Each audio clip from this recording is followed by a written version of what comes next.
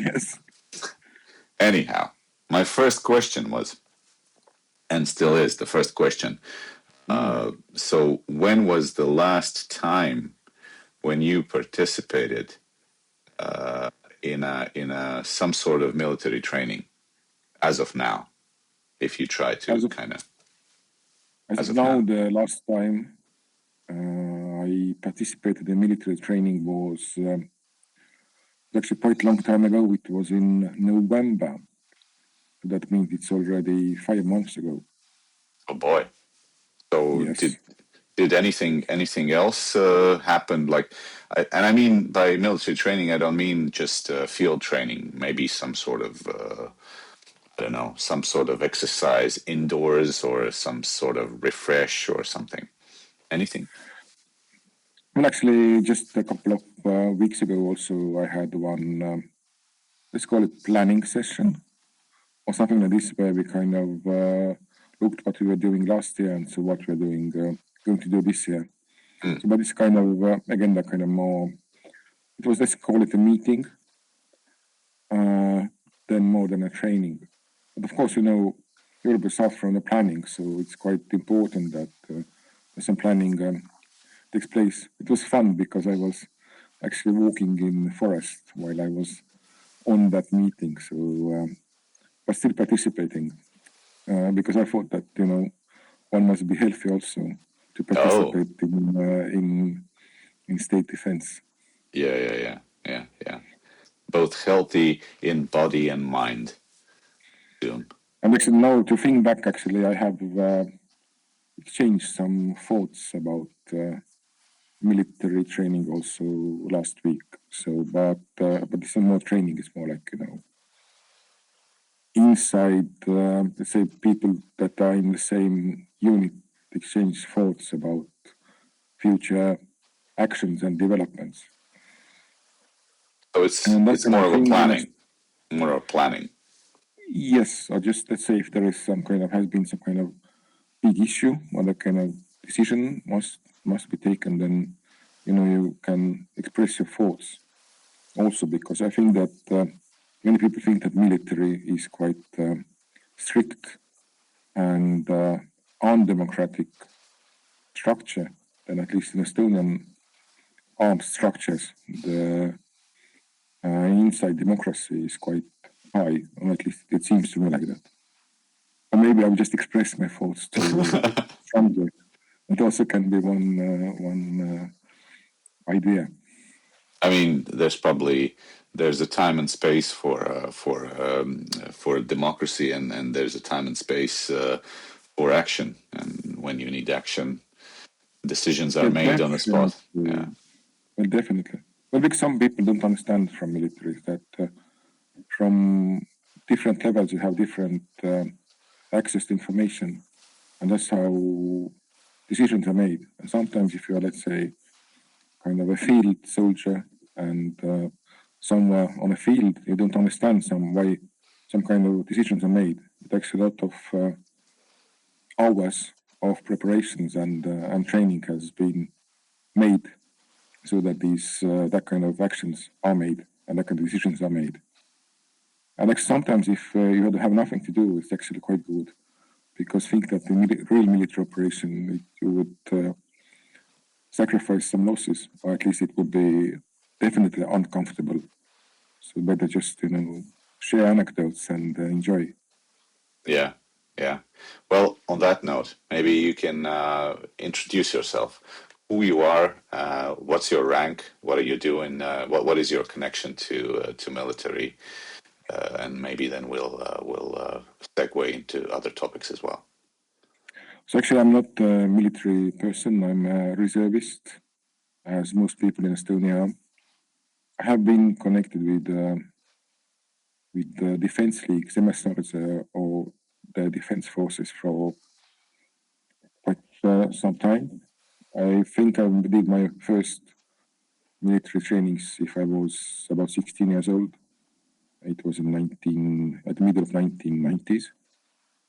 I first started to shoot from all the guns there are in safe environment, of course, and do some trainings with people that veterans from the Second World War, and they kind of developed. And because I like the military structure, also in my professional life, I like kind of how the goals are set and how they are met. I run my own business, so that's why it's also quite important. About my military rank, I'm lieutenant in reserve and doing what I can to become a captain. Oh, nice, captain. Thing to say, but I think ranks are not that important. Maybe because I'm an officer, but all my life I've known that I will become an officer, and I actually come from the family where all the men for more than 100 years have been officers. So that's why it's kind of a logic step for me. Yeah, would be weird. And I have, Would be weird. yeah, and actually there's other thing is that I have kind of problem with authority. I don't like people who are giving me orders that much. So that's why it's also better to be an officer, I think. Good point. But there's a few things I'd like to unpack. So first of all, in Latvia, for example, Zemesardze and the reserve is active reserve. That's two separate things. So if I understand correctly, in Estonia, the Defense League is pretty much the active reserve. That is that. Actually, it is and it isn't. So the thing is that in Estonia we have had compulsory military service from the beginning of times. Let's call it like this, from 1992, I think. So a lot of people are in reserve, and some people who are in active reserve they actually are from Estonian Army Reserve. Let's call it military. Yes, Sõjavägi. It's called Armed Forces. And then there's the Kaitseliit, the Defense League. And in Defense League, they have the thing called maakaitse, that means territorial defense. And some Defense League units are defending some part of Estonia, let's say city or something. And a lot of people that are in military reserve, they were not called to training for, let's say, 10 years or something, and then they are now put to this maakaitse, territorial reserve. And they are part of the Kaitseliit. And there are, I think, 20,000 people in the territorial reserve, plus there is the army reserve, that's also about the same number. And I'm in the military branch of the army reserve. Let's put it like this. Okay, that's always a little bit complicated. Trying to unpack the whole force structure of any defense force. So yeah, Maybe yeah, just kind of to explain something that a Defense League is based on volunteers mostly, yeah. and a lot of people that are there don't have maybe the training is not so detailed. Let's say they just have just joined. Maybe they are 40 plus years old. But in military, maybe the structure is much stronger in this sense, and maybe also understanding is slightly different or more serious. Although they are both on the same side and we do, and actually we are the same, but there may be some little differences. Okay. And so you mentioned the fact that you are aiming to become a captain. Actually, in Estonia, it's like I can aim whatever I want. It's kind of the president gives you the rank or not. Actually, yeah, there's a Okay. big system for that. Yeah. I mean, but I But mean, you have set a goal for yourself to kind of become a captain, which means that you probably have to go through some sort of training, some sort of learning, etc., etc. What's the process like? well, actually, if I would like to become a major or colonel lieutenant, then I would definitely need to go to 1 year training. But if you're in Estonian Reserve, there's a training plan, and you have big exercises in each 4 years, and then you have short exercises in maybe 4 times a year, or it can depend. And with each step you take, actually you get closer to the goal. But also the thing is that for this also you might need to have a position where you are. That means that in military structure you just can't be with rank. You must have in the structure, you must have a position, and then you must train for it also. There's also one thing, it's called the age of the rank. That means that, let's say, if you're lieutenant, then you can't become next year captain or whatever. Actually, I said this captain thing in half jokingly because Okay. I think that look, if you are in the military, then maybe I'm an officer. Maybe that's. It seems to me that ranks actually are not important. I mean, in some decision processes, maybe yes. So let's say we speak about obligations and stuff. But still, I think Estonian military is a very democratic system, and it's not so important are you an officer or not. Okay, maybe yes, we kind of have, let's say, wider view or wider horizon, but I think that there are some people who have trained in forest for 20 years are much better in carrying machine guns than I am, although I can also do it. Yeah. Okay. But actually, even blindfolded, I think I can manage if it's super necessary. Okay. Actually, So it seems super stupid exercise to take your gun in pieces being blindfolded. I think I have even done it myself, but actually it's quite useful because it has happened that it's quite dark in Estonia, and sometimes you must take your gun out and then put it back together. So okay. that's why it helps. Yeah. But look, in military, it seems to the civilians that we do a lot of stupid things are done, but actually they are useful for something, and that's maybe some people that joins the system for the first time don't understand, Yeah. but actually it's quite, I think, very friendly and open system. Although that there are rules, of course. Yeah. Yeah. Yeah. Okay. So, but as you mentioned, you are a reservist, which means that you are Yes. not a full time officer in the Estonian military. So, what is it that you do on a daily basis? On a daily basis, I run an advertising agency, and I also do a lot of business consulting to the companies. But the same skill sets I have in my work, or that I train, actually, I can use them also in the system, so to speak. Although as a business owner, it's actually quite wearisome to go to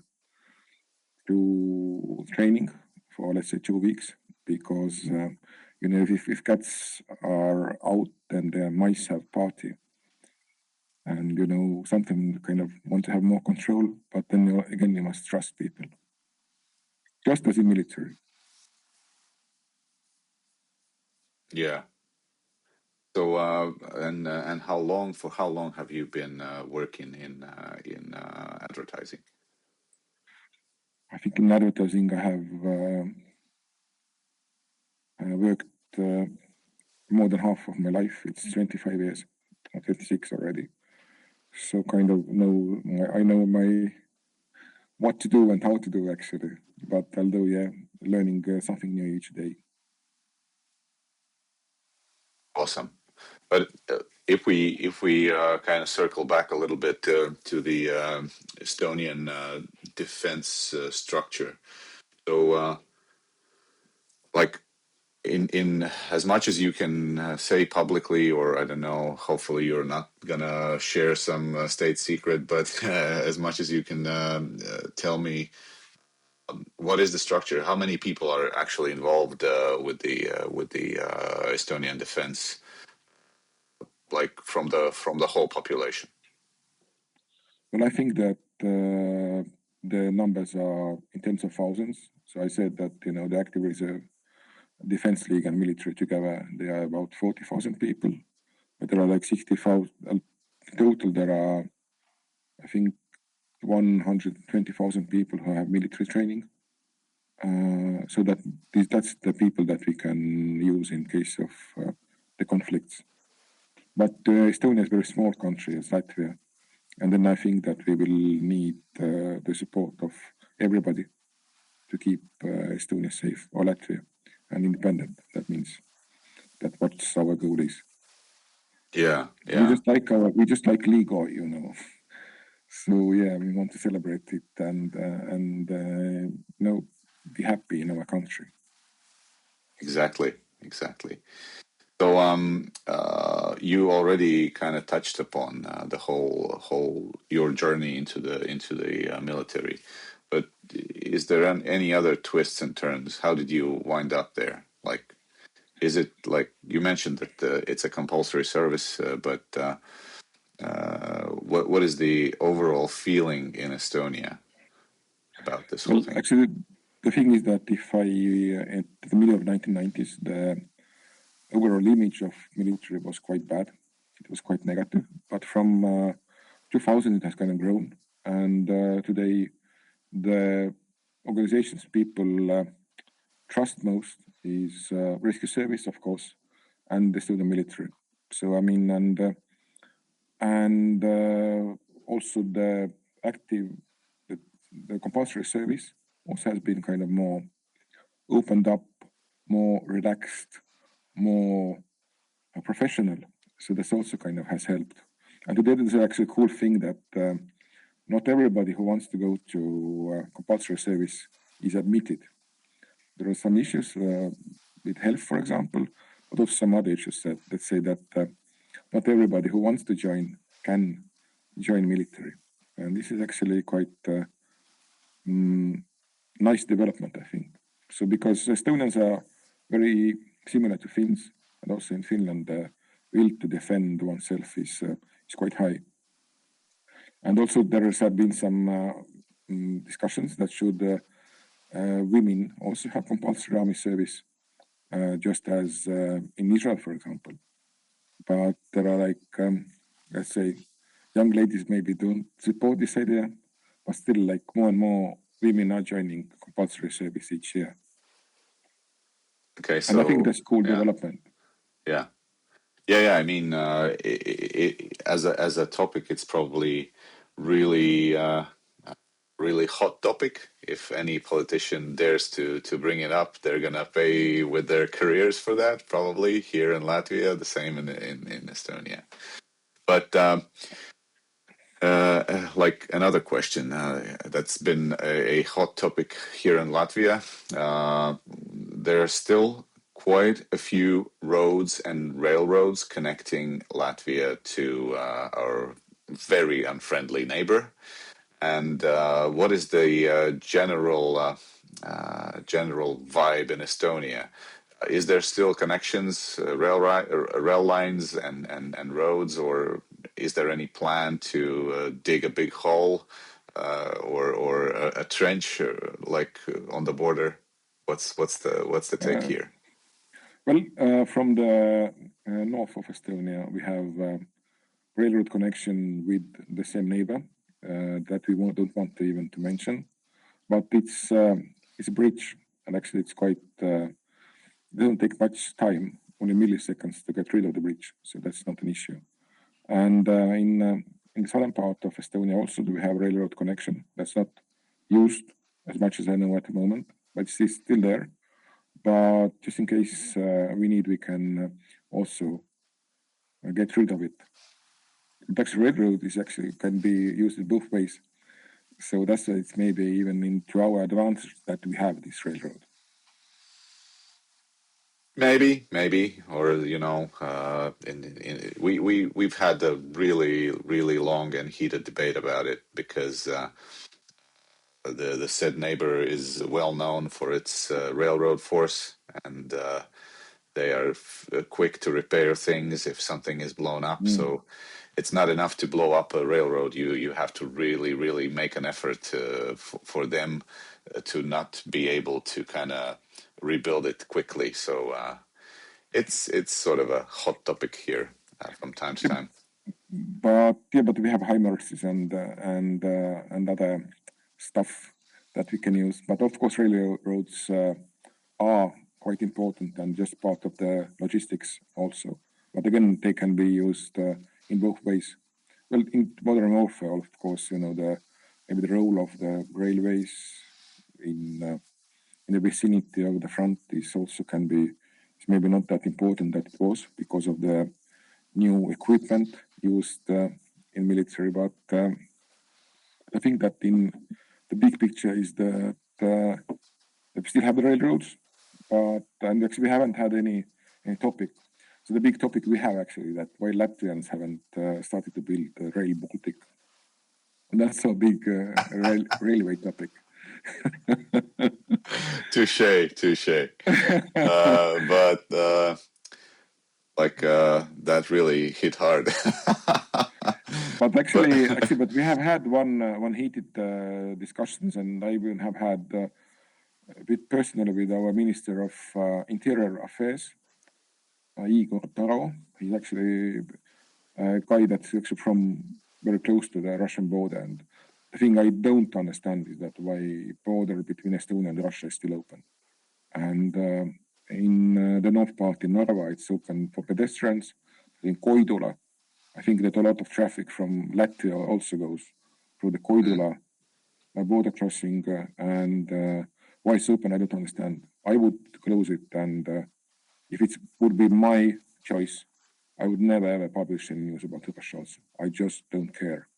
Just today I saw in Estonian biggest newspaper, Postimees, an article that some kind of Russian minister said that accused Estonia about attacking Russian Federation. So why should we publish that kind of stuff? Like, what's the audience? What should I do about it? So that's what I would, if it will be my choice, the first thing I would do is close the border. Because like if we say that we have an aggressive neighbor, why should we do some kind of deals? Why should somebody visit it? What's the point? Like Finland closed the borders and what happened? Nothing happened. So and I think we should do the same. Because in my life, it's a very big approach I do with it. I don't like bullies, and that's why I don't communicate with bullies. So and I think we should do the same with our neighbor. Well said. Well said. But if we once again, if we circle back to your service, so you've been with the Defense Force for over, I don't know, you mentioned something like 25 years. Well, quite some time. And maybe you can reflect a little bit on how has it changed, because it probably has changed significantly over the years. I think that what has changed is that let's say before Defense Force was like somewhere behind the doors, behind somewhere there, very secretly.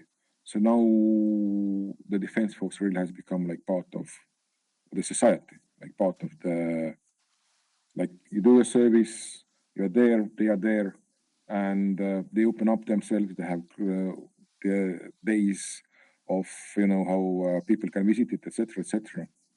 For me, the biggest have been like two milestones. One was when we joined NATO, and actually the first one was that when Estonian forces started to take part in international military missions in Iraq and Afghanistan, especially.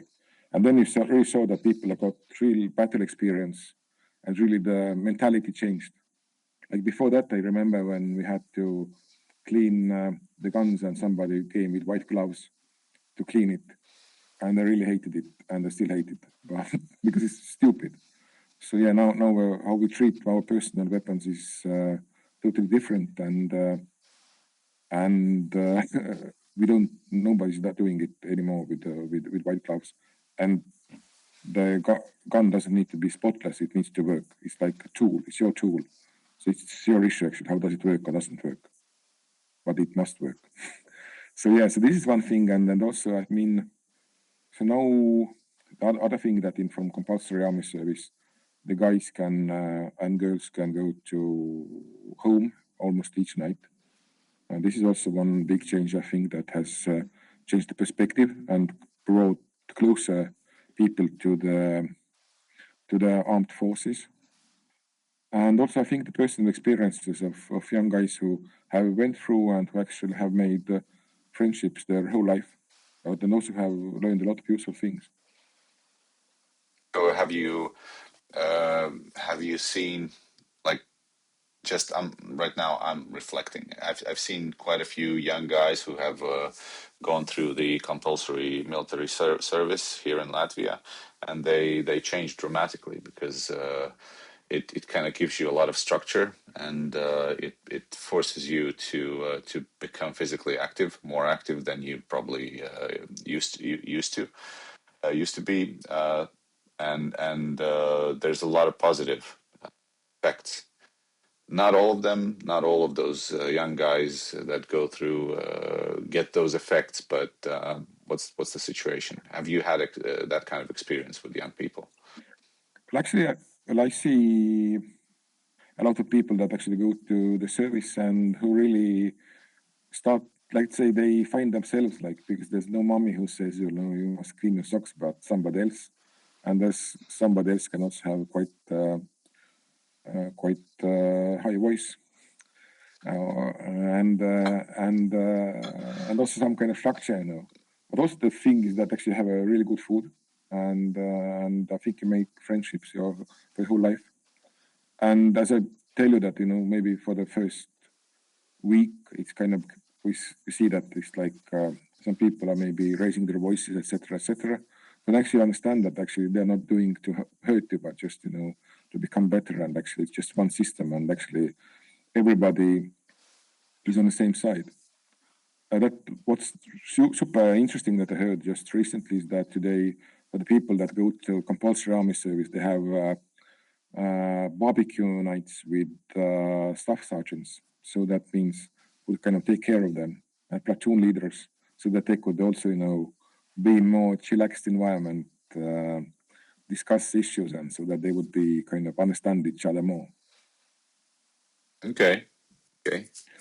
That Although sounds, yeah. I was once in one military unit in Estonia that also has conscripts in, and I saw the funny thing that there's like the big dining area, and there were like different sauces and also milks like almond milk, oat milk, just milk, low fat milk, you know, high fat milk, and all the other milks. And then one guy said, came inside and said that, hey, we don't have this bio almond milk. Then the person who was just behind the counter said, yeah, we don't have it at the moment. Sorry, that, you know, we'll bring it in the evening or in the afternoon. And then the guy said that, hey, but how can I drink my milk, coffee then? You know, that kind of issues appear. And she said, yeah, but you know, tough times need tough decisions, and so he had to drink it with some other almond milk. Army makes tough, army strong. Yeah, yeah. Nice, Yeah, it nice. was kind of this was actually it was I think 2 years ago. Then I said, oh, things have changed. Yeah, yeah. That's a benchmark. Yeah, That's a benchmark. So okay, but you already kind of also touched upon it, but how often do you have those field exercises? Like, so you have the big ones and the small ones. How often do you go outside into the field and actually do the I don't know, infantry stuff or something like that, something like that? if I would like, I could, I think, go through Kaitseliit. I could go, I think, each weekend basically, but I usually do it like 4 times a year. So just kind of to not to forget who am I and what I'm doing. And but in these infantry exercises, like let's say if you have some profession and you are already kind of established yourself in society, then maybe this infantry and, you know, running around in forest with a gun is not that important anymore. So yeah, but just it's like riding a bicycle. You just need to remember some things, and it's actually good to be away from home 2 days, especially if it's a weekend and it's not a working day, so no clients are calling you. Yeah, that's I like think I think I think you know what I'm saying. yeah, yeah, yeah, yeah, yeah. But I mean, not on every civilian position, clients are not calling you on a weekend. So Yeah, that's something. true. But but you have a good excuse not to answer. Anyhow, uh, uh, just had another question, but it kind of I lost it. Oh yes. So uh, as Actually, we just know, yeah. maybe I wanted just to, sorry to interrupt you, but in I don't know how is it in Latvia, but through Kaitseliit in Estonia also you can become. It's called like a policeman or policewoman. So it also kind of can help out the society in this manner, so that it doesn't Mm, need to be all the military all the time. You can be also in blue uniform. I never okay. understood it why, but I think it also kind of brings police closer to the people. They are Yeah. called it's like policemen and abipolitseinik. It's like help policemen. That means they must, but it also they have their quite tough training, and I think that their work, what they are doing, their duty is also quite tough. And I heard that Okay. also one you can be like in patrol policeman, but also you can be in some other positions in the police. Also, that kind of interesting a way to pass time and get away from your family. I never done it, so but Happy family. Uh, but since you mentioned it, it's the next question is going to be a really rude one. Uh, does an Estonian Defense League volunteer gets paid anything for being a part, like for joining the exercise, or it's just no. But if you okay? go, let's say if you go on exercise voluntarily, then no. But if you are called, we have the kind of note. We have one website also, and then actually you get paid. It's like it's 40 euros a day for private, 60 for sergeants, and 80 for officers, I think, Okay. something like this. And But how often do you get called like that into the service? uh, well, definitely once in Just 2 trying to years. calculate. Yeah. But actually, well, if you have own a business, then you lose money anyway. Let's say if Yeah, you I are mean like making, that's if you're not yeah working in yeah some yeah supermarket, then you will lose any. But again, this is the loss that we must take taking into consideration the big picture. exactly. Uh, but it can be, let's say, sometimes it can be even twice a year when people get this. But it again depends. Are you kind of inactive? How are you in red reserve? Are you in more that kind of cool reserve, or are you in general reserve? So it also Mm, kind of depends. But if there is a big exercise and you must participate, then you will get money. okay. But Okay. sometimes also they can be like this, that you are just some kind of unit is called that. Look, you have today you must go for, let's say, in 6 hours you must be, and then people check how many people are appearing, and then maybe they are together 4 days, maybe 14 days, and then they definitely get money. Mm, okay. Okay. Okay. Actually, Uh, the sums were slight, were half of it, but now it's like 80 euros a day, 40.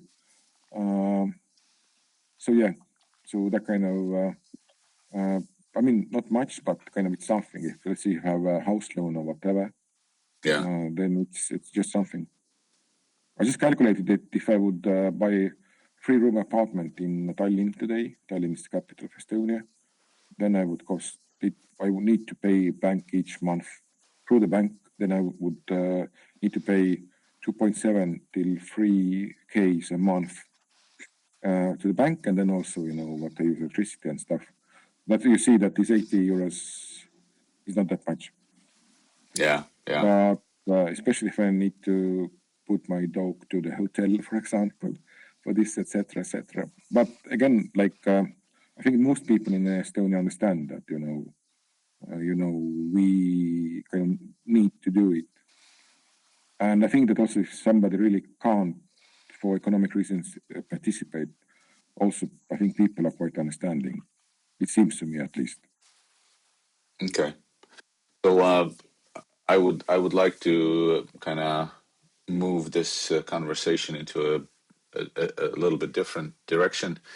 So there's a general assumption that drones have changed warfare, and quite a lot of it is true.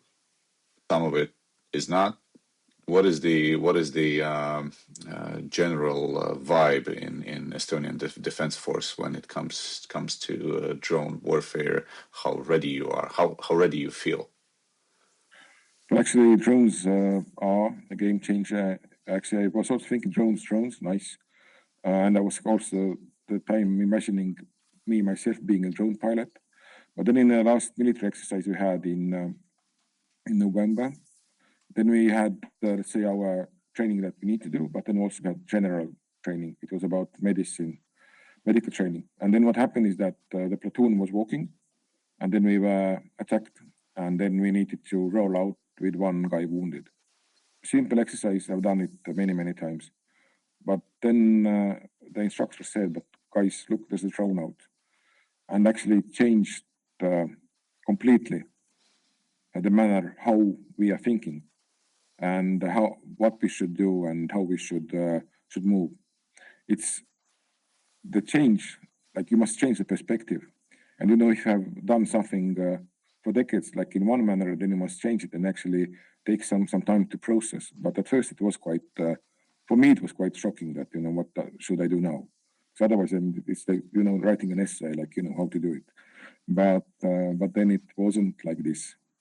But now, of course, if I have kind of processed this thought, then of course I kind of are much more prepared. I just back then I wasn't. I was more like having easy time. But actually, it's nice that the instructor have made that kind of a change. But of course, from the perspective of having eyes on a battlefield, or let's say having other weapons that are really fast, cheap, and who can make a lot of damage, then drones, of course, are a game changer. But at the same time, I think that the drones, as we know today, will not be as successful as they are because there is a hack against them. I don't know what we did, but I think it will be something really stupid. That means that the drones will not be used as massively as they are used today. I'm speaking especially about these small FVP drones. Okay. Do you have any idea what's it gonna be? Any I speculations? mean, No.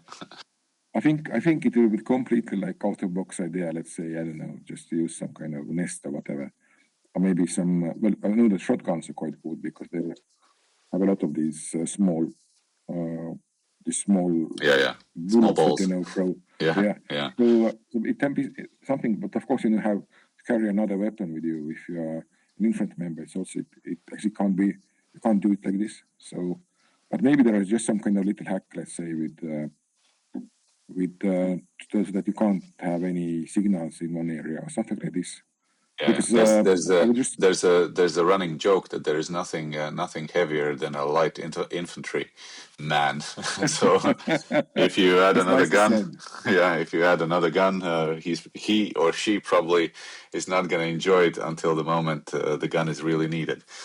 But yeah, But I know a guy who is working with drones in Israel, an archaeologist, and then actually he said that in Israel it can be that you must report that you have a drone, and sometimes just the military just drops them because something gets lost in translation maybe.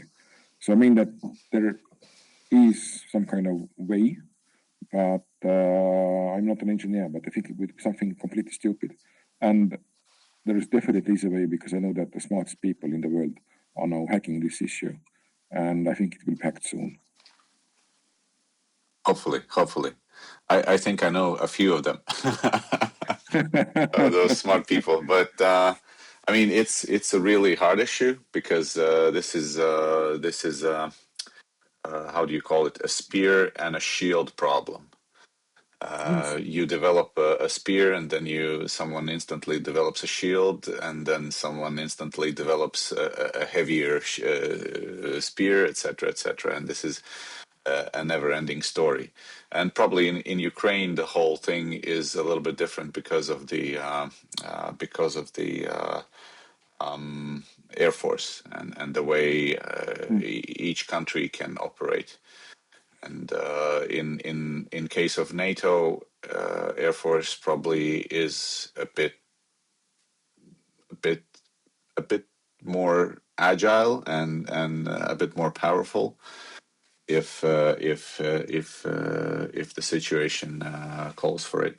But yeah, just But again, like we must speak about money also. So just think yeah, how much cost 1 hour of to have a jet in the air. It's kind of like 60K can be yeah, with some jets, and but then if one drone costs 500 euros, so then you see that also that these sums just add up. If you speak about the heads also, like the head costs 30K, and then the jet costs like 18 million, and this. Also kind of something else needs to be done in this manner that and I think that what kind of Western world or the NATO has what's our weak point is that our shells and guns are super expensive.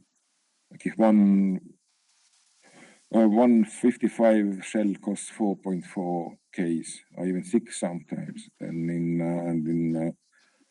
in Russia it costs 10 times less or even more, because actually that's a 140-year-old technology.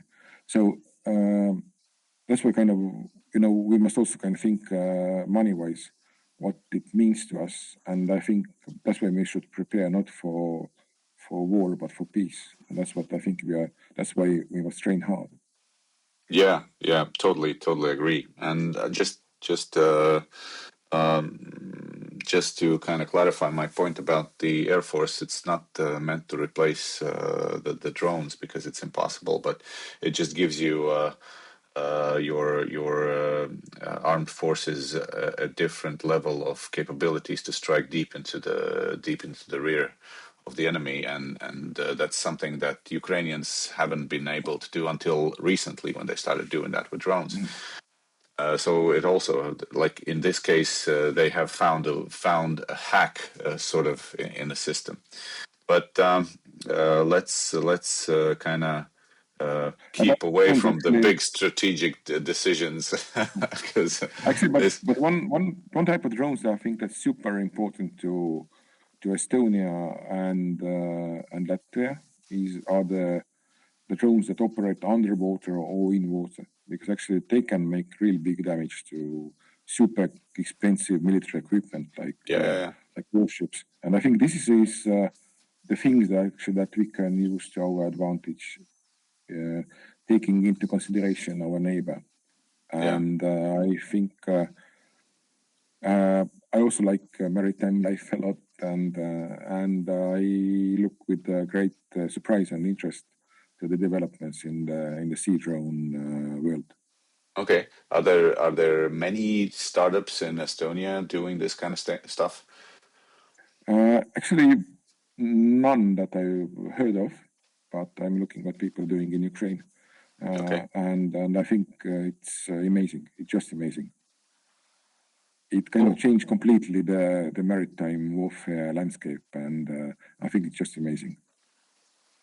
It really is. It really is. And when you combine it with the other elements, it's probably even more interesting and more powerful. Uh,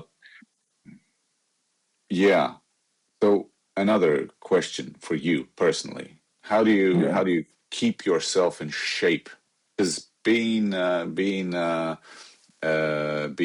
soldier, be it for a reserve or a profession, it takes a huge toll physically. How do you keep yourself in line with that? Actually, I wasn't that much in shape in recent years, but then in September I did a full medical check for myself. I don't know. I thought that kind of the time is ready, And then I started to go to sports. At first, I did some gym time, but I hate gym. But it's not just for me. And then I go to some super cool guys. I go to wrestling about four times a week. It's like fitness slash wrestling, but kind of the brute side wrestling. And also I've done judo many years in my life. And my judo partner is I know 6 times master of Europe. So then about twice a week we try to do judo also, and we do it like early in the morning so that we go prepared to the offices. So that's and I think it's super cool. It's kind of helping environment. It can be stressful and tiresome, but I think everybody is in the training guys 40 plus and we're not 25, and that's why we also understand it, and I think it's cool. How heavy on the average is your Bravo pack? Like, Brahma pack is it like 30 kilograms or 25? But also we have a gun with I think it's like 30 something. Less okay. than 40, definitely. Yeah. But it is quite heavy, I admit. But again, like you get used to it. So I think that I'm just amazed, and ex-military shows what human are capable of. And again, this Bravo pack is one of the things. It's super uncomfortable. I don't like it. I know that some guys are buying some special gear from US or whatever. The things it's not to my liking. But if it's necessary, of course, I'm carrying it. So I also understand it. But I would never ever carry it on a free day. Yeah, I know some guys are having the same backpacks. I see sometimes in the streets. I say, "What's wrong with them?" So, but if somebody wants, I had a really funny thing that I went to one. We had 24th of February is our Independence Day, and then I went to one meet. Let's say outside. It was minus 10 degrees outside event. With some person who has a quite nice house had put the military tent for the one that we call the UFO. The Okay. one was Yeah. in his garden for fun, to chillax. The low one, the one that Yeah. I've spent so many nights in. Yeah. and then it was really, and everybody was in suits and nice shoes, etc. And then we kind of, I went also inside, but then I thought, why? So, yeah, let's say I have no romantic feelings about that kind of thing. But of course, necessary. I actually know how to put it. I know how to heat it. I know, how to pack it, etc., etc. Of course, I know. But just, on a free day, on the Independence Day of Estonia, that's actually one of the biggest celebrations nationally we have, and actually Yeah. so the people are together, and we're like super happy that we are independent. Then I wouldn't like to. Let's say next year, if I have an opportunity, I would miss it. I wouldn't miss Yeah. it if I wouldn't have that opportunity. Yeah. Totally get it. I mean, we I I've never tried this tent, the round one, because we never, like in my unit, we never actually use tents. We only use ponchos, even when That's cool. there's like and even when there's like freezing outside. And but we don't do that much outside stuff during winter. We just have some cold training and stuff like that, building biovacs in the forest and trying to heat ourselves somehow. But yeah, I just recently tried what's it like to sleep in this round tent when there's like it's packed full of, I don't know, 11 people. The 12, 14 even can be. But actually, the one Yeah. thing that if you sleep outside, then actually you have 1 hour more of sleep time, because otherwise you would need to be 1 hour in the one that's heating it all the time. You must be Yeah. really there. And that's actually, and I think it's much nicer to wake up inside cold forest than in a warm tent, and then you go out and it's freezing. Let it freeze at Yeah. first, and then you make a Yeah. nice tea or something, and It's then it's better to super. it's better to freeze all the time. Yes, I Yeah. totally agree. I totally agree with you. This Yeah. tent is not my. Well, it's useful, definitely useful, but actually the thing is that the smell was the same as in all the military tents. And then I need Okay. to and I put all my clothes, all my suits went to the dry cleaning, so that just to get the smell Yeah. out. And you should definitely try the Bravo pack that Latvian military has. I sometimes I do rocking marches with it, fully Really, loaded. Yeah, because it's actually, actually quite comfy. It is really actually, quite comfy. what I've noticed in Latvian military, I know for the last 20 years, I think that your gear is much more advanced than Estonia. I don't know. I have that kind of feeling. And your uniforms also. It kind of seems to me that it's better. You're Maybe just because I've saying never, that. Oh, you're just maybe saying that.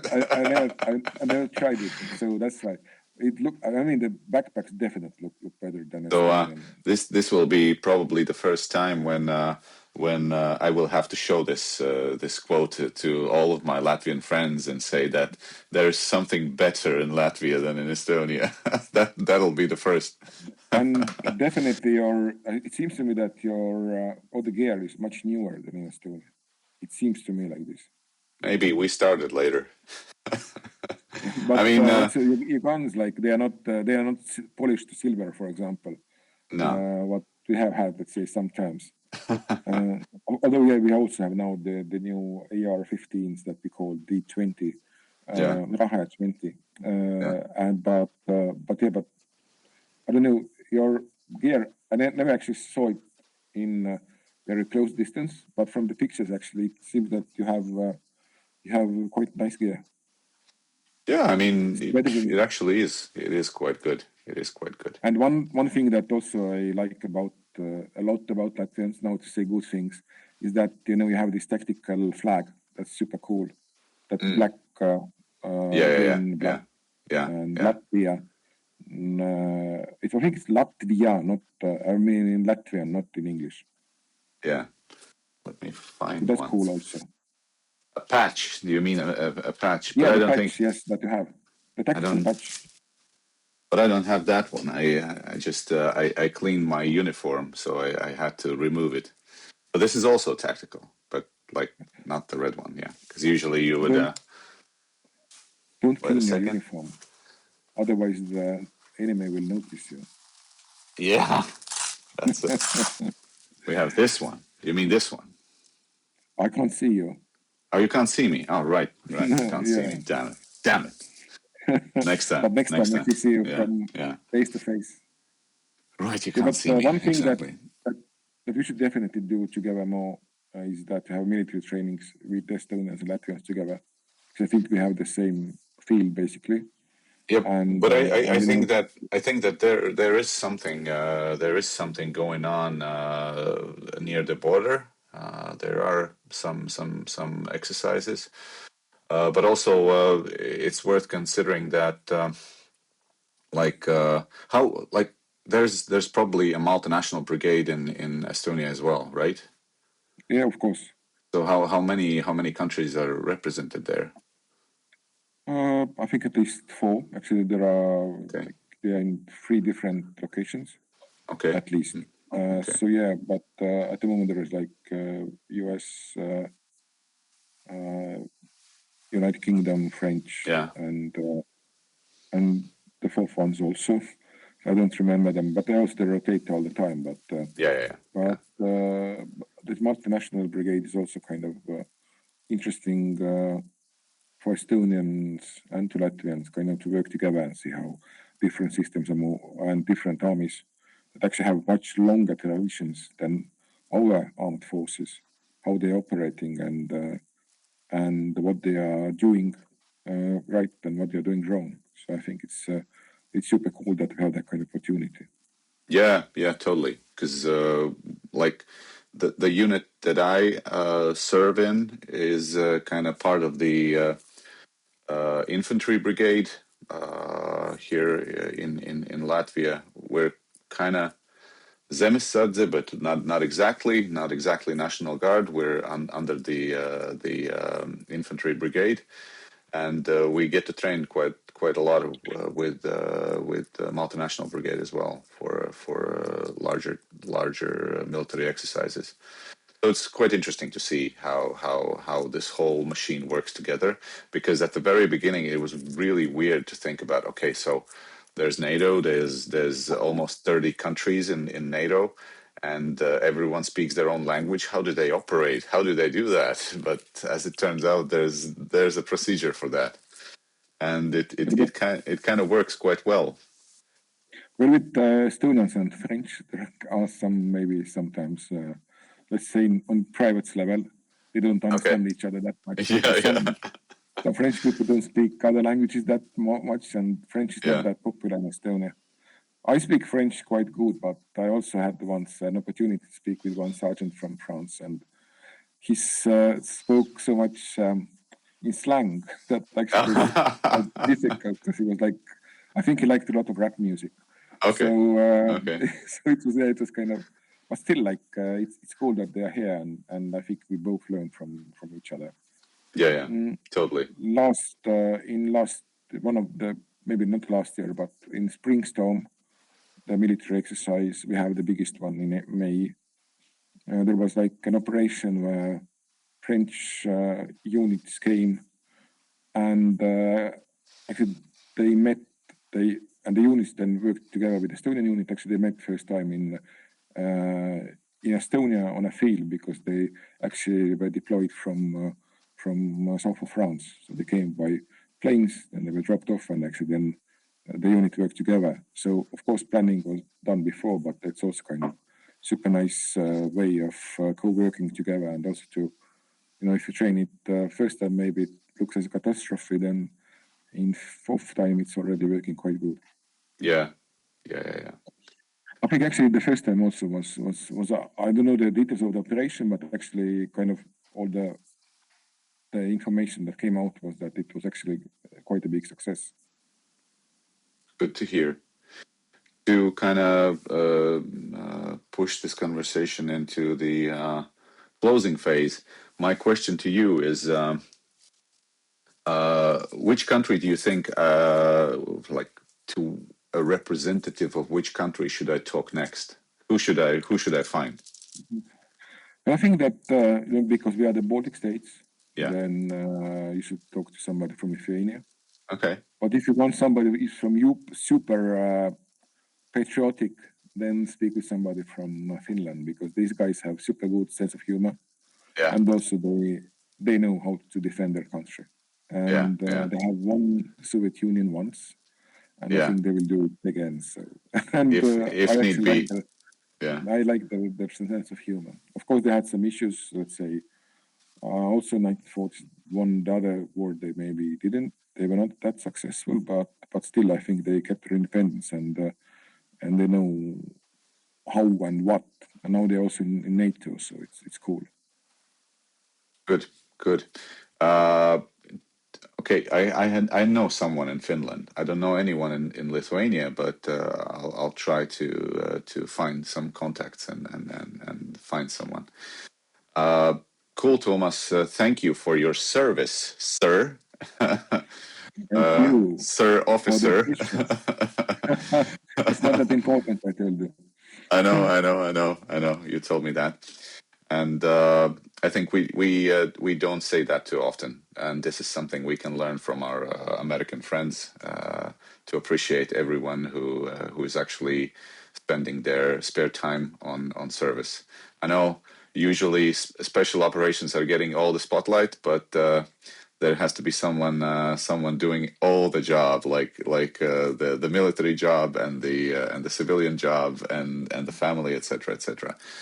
So yeah, because actually in Estonia this month is May is called the Veterans Month. So that we wear blue flower symbol, and then we say thank you to all the veterans that have taken part in military operations in Afghanistan, in Iraq, in Mali, etc. Like 3,600 of them, and it's also the big veteran rock concert takes place. That's free for the people, and then people collect money, and then something good is bought for this to the veterans and also to the society, usually some kind of medical equipment. And also in the first week of June, we will have reservist week.